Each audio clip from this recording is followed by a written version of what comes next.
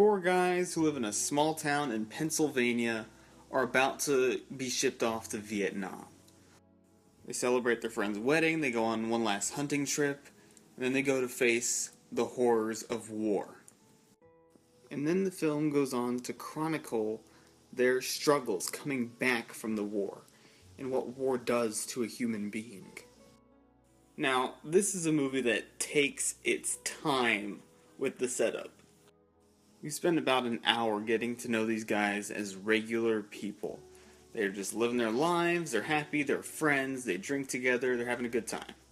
But at the same time, we see the fear that they have over being shipped off to Vietnam. We see that they're scared. And in this setup, there's some subtle foreshadowing as to the darkness that's about to befall these characters. And when it hard cuts to them just in Vietnam, in the war, it is terrifying.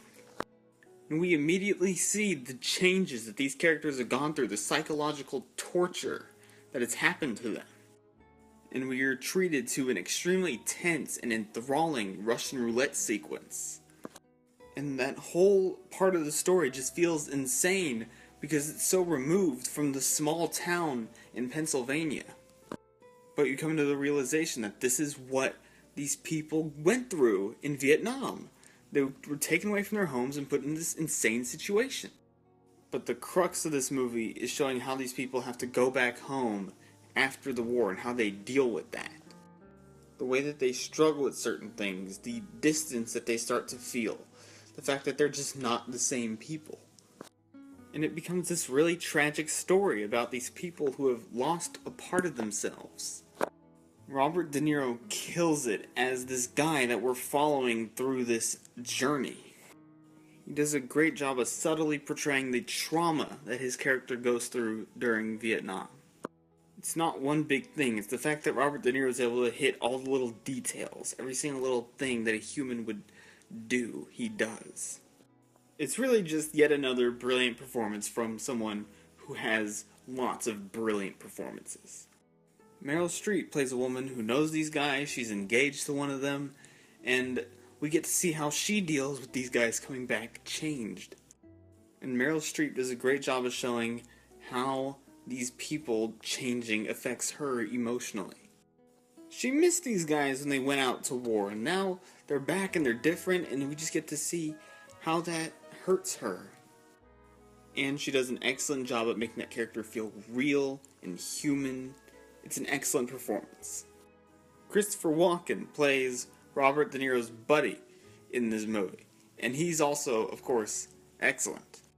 He's probably the most likable of the guys at the beginning of the film, and so it's upsetting when he has the biggest change.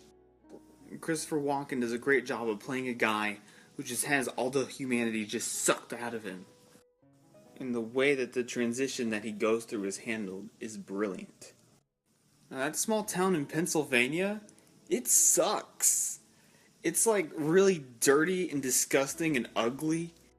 But the movie does such a great job of making that town feel like home. And it's something to be commended. In the beginning, Christopher Walken even says, "I love this place." And so you understand their sentiments.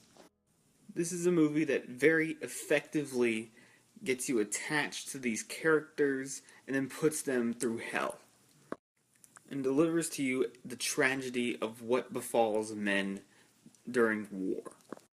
This movie also brilliantly uses a motif of Russian roulette. The revolver represents this risk, this thrill, and it's something that can become addictive. And it's something that creates this worry in you whenever it comes up. My only real problem with this movie is that the first act is not quite as strong as the other two acts. And like I said, this movie takes its time, so that first act is a little long. But this is a brilliant study of soldiers and trauma and what they go through when they have to return home. I'm gonna give The Deer Hunter an A.